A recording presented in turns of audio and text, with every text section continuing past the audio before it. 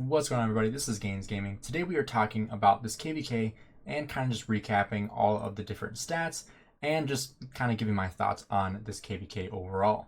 So we did obviously win this KVK. It was over pretty fast. The fighting, wasn't really all that great, honestly, in this KVK. There weren't really all that many opportunities for fighting, I should say. We did not get the star, mainly, I don't think we deserved it, mainly because we didn't have enough fighting to even warrant it. So Kingdom 2112 is the one who got the star at the end of the day. You can see here they got their extra star for holding the Zig at the end of the KVK. KVK does have just under 2 days left on it until we have to go back to home kingdom. So overall, this KVK, like I said, it wasn't all that great. I really did not enjoy it, mainly because A, the fighting was so scarce, and B, the timing was just horrible for me. And the fighting on average was around 10 a.m. in the middle of the week for me. And starting a new job, I didn't have PTO to take off work so I could fight.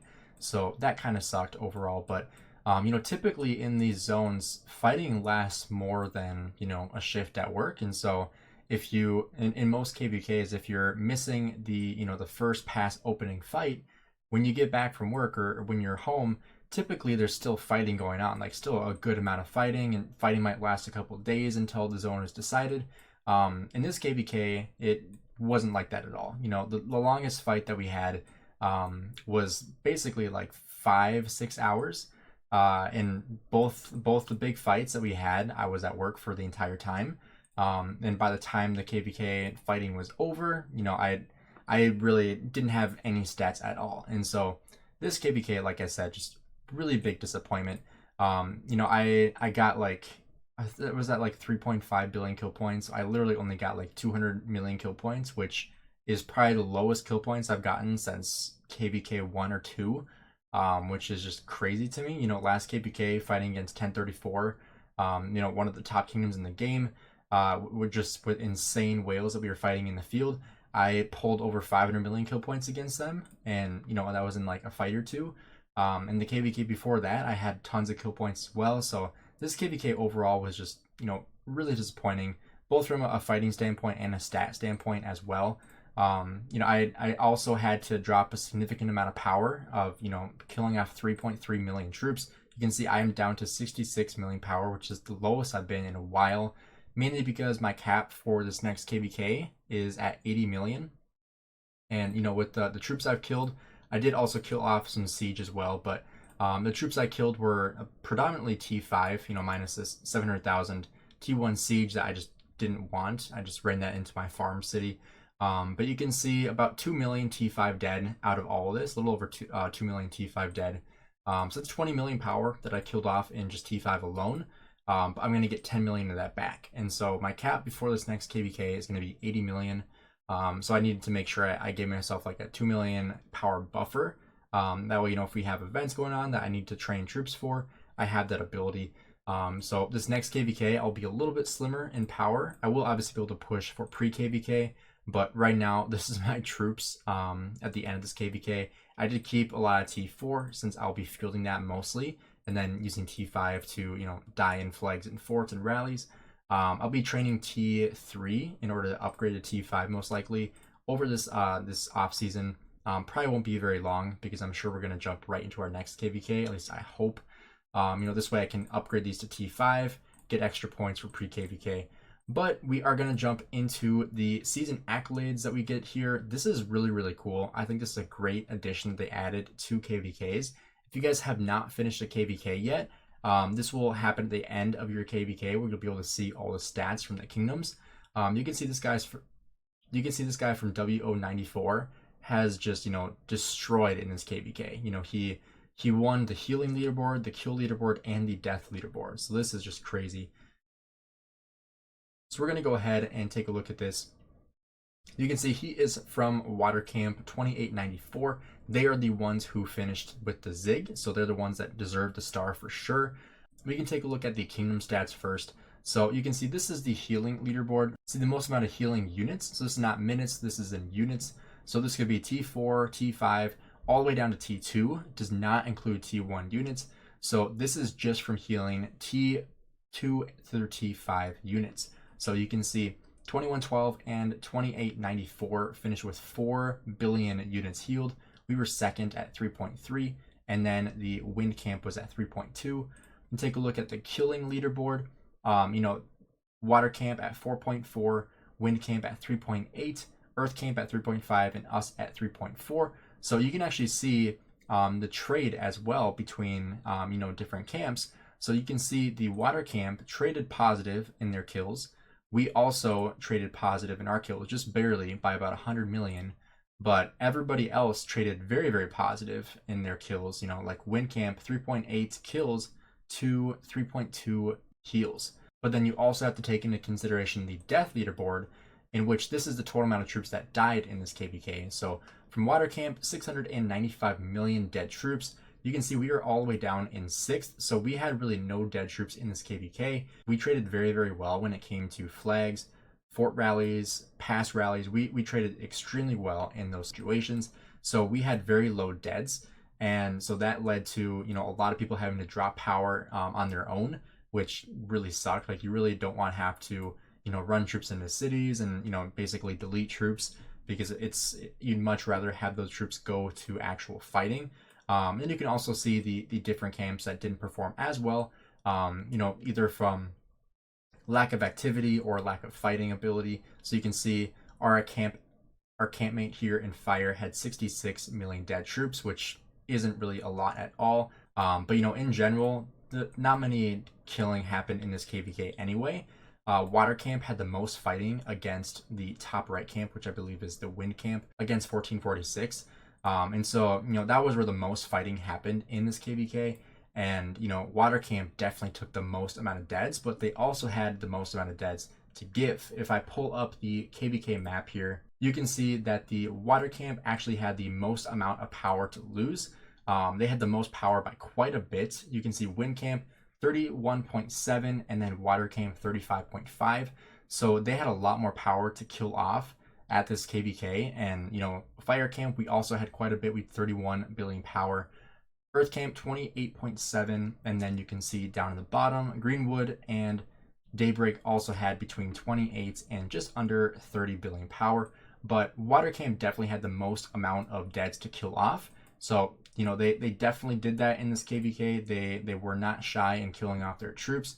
You can see Daybreak had the second most at 501 million dead troops, and they had not really that much power either. They were actually the lowest in power in this KVK, but they killed off the second most amount of troops, which is pretty impressive actually. And then third would be that wind camp, 31.7 billion power, dropping 478 million dead troops. So you can see this is pretty representative of the amount of power, besides the Greenwood camp here, having quite a bit of deads, even though they did not have that much power to begin with in this KVK. However, this is before KVK started, so this does not count pre-KVK training. So who knows, maybe Greenwood had tons of people training a lot of troops that led to them having more power to kill off. Maybe that's the case. But let's take a look at alliances as well and kind of see how this breakdown actually fits. So if we go back to healing, we can see the alliances. You can see 1446 had the most healing by alliance. After that, 2050, and you can also see the camp here as well. And then S79 here in 1079, we had third. And so you can see this is actually representative of the specific alliances of fighting. And it also shows which kingdoms had, multiple alliances. So you can see 2112, they were first in overall heals, but you can see in here, their first alliance wasn't until rank 7, but then their second alliance was rank 9. The 1.3 and 1.2 billion heals, and then right after that, their third alliance at almost 1.1 billion heals. So you can see all this adds up, but especially from these kingdoms that don't have as many alliances, they're obviously not going to have as many heals. And then taking a look at the kills, we can see it's very similar to the healing leaderboard. 1446, 2050, and 1079 still staying in those same ranks. So you can actually see how the kills were representative in the different alliances. We had most of our fighting taking place in S79, and so that makes sense for us. Taking a look at the water camp once again, because they did lead in overall kills. So we can see down here, In 2112, 1.5 billion kills, and then again 2894, 1.3 billion kills, and once again in 2112, 1.2 billion kills. So Water Camp definitely won this KVK for us. We didn't have that much fighting against 1781 just because it ended so fast that it was very disappointing. The reason for that is because 1781 had a huge exodus out of their kingdom, similar to 1079, except I feel like, and I kind of heard this from people from 1781 as well, that most of their big fighters left after this last KVK when they won with 1034 when they were fighting us. And they actually fought against 1446 as well in that KVK, but they had a lot of their players leave, a lot of their council leave as well, and people, running the kingdom. And, a lot of people have reached out to me saying they're afraid that 1781 is going to either go DC'd or die, which is basically the same thing unless you have a very, very well-run kingdom, which some DC'd kingdoms are very, very well-run, like 1029, for example.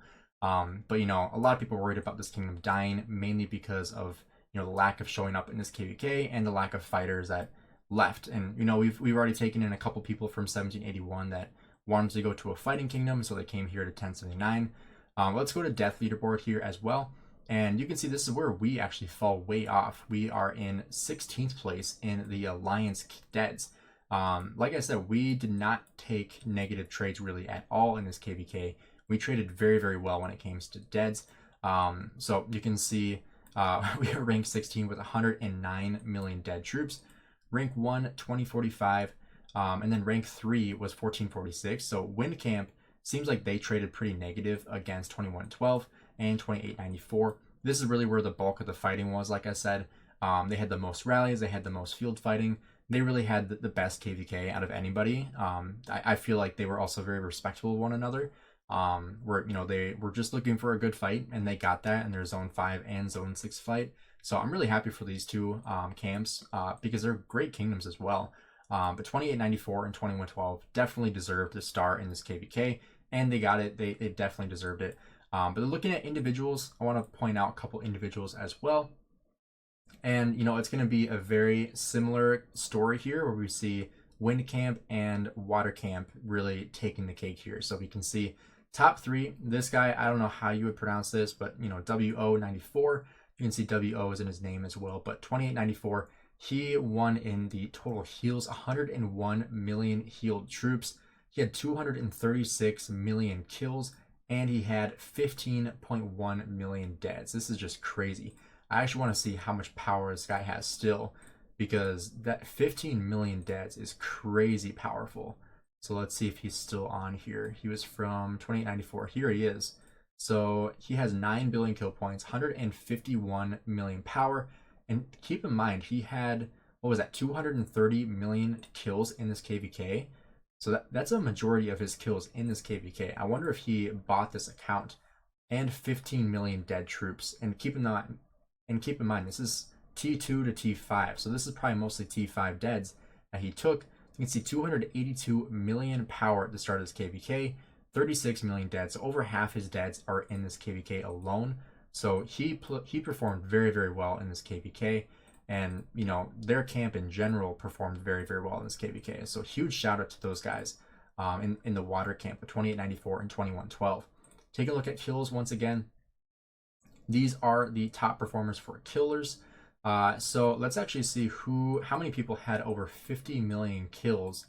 We had 60 people with over 50 million kills. I think this would have been elevated way more if fighting was prolonged. Because keep in mind, there was no Kingsland fight in this KVK. It was, there's zero fighting in Kingsland. And I kind of want to see where the top performer in 1079 is, because we really didn't have much fighting. And Azix at 64 million kills. So huge shout out to him, ranked 29 in this KVK. Let's take a look at deads as well. So once again, WO taking the cake at 15 million deads, second place in 2112 at 10 million deads. So these two, and these three really are just, just crazy amount of deads here. I had 3.3 million deads, but 700,000 of those don't count. So I don't think I would even be on this list, because it only goes to top 100. I wish it had like your rank here, if it was able to generate that, but it'd probably be like rank 9 or 99 plus for most people. But it'd be cool to see like if your rank was like rank 372 or something like that to see exactly where you ranked in this KVK. So I think that'd be cool for them to add in the future. But I think it's nice that they add this because most situations you have to like use a bot to kind of calculate all this, and that's what a lot of kingdoms do. Like that's how we had this information from 1093. They're the ones that calculate this. So it's nice that the makers of Rise of Kingdoms Lilith is doing this already for us, allowing us to kind of see like where we all rank in this KVK. So kind of pairing that with putting it into your profile as well, which not a huge fan of this, of like what this looks like, because it's I don't really love the display of it. It kind of throws everything off for me. Still trying to get used to it. But that's kind of the breakdown of this KVK. Let me know in the comments below what you guys thought about this KVK and kind of like what you're looking forward to going forward. I really hope that we jump into a KVK immediately because the resources I have and the speed ups as well. Like I didn't burn through my healing speed ups in this KVK, which is very representative of how this KVK went because I did not burn through healing speed ups. Typically, I burn through all these on day 1 of fighting, and I didn't even make a dent into my healing speed ups, and I don't even have that many to begin with. So this KVK, huge wash for me. I mean, some kingdoms had a good time. Like I said, Water and Wind Camp had a great time in this KVK, as shown by the stats. So huge shout out to those guys for winning this KVK for us, and really deserving that star. So huge shout out to 2894 and 2112. Really excited for the future of 1079 in an A seed. Hopefully we have better opponents in this next KVK. But going into the holidays, it'll be interesting to see what all happens with that, because I know there are talks about potentially doing 1 skip to avoid fighting around Christmas time, because that's really going to limit the amount of time that people can spend playing. Myself included, I definitely will be taking time off for Christmas because family and Christmas are very important to me. So hopefully we have a great KVK this next time. Really can't be worse than this one, so hopefully it's a better time. But make sure you guys stay tuned for that. Don't forget to like and subscribe if you guys enjoyed the video. Have a great rest of your day.